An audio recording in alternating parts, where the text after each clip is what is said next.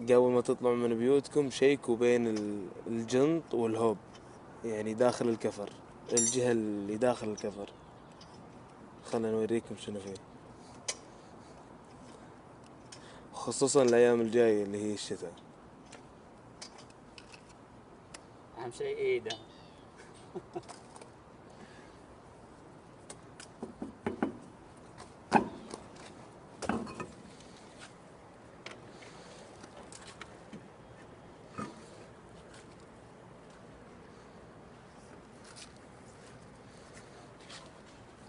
هذا هذا اثنين.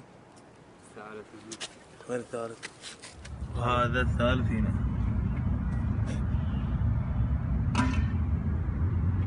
ما ندري هو حي ولا ميت، بس اعتقد انه مات. ميت؟ مات ايه. لا الحمد لله طلع حي بالشركم.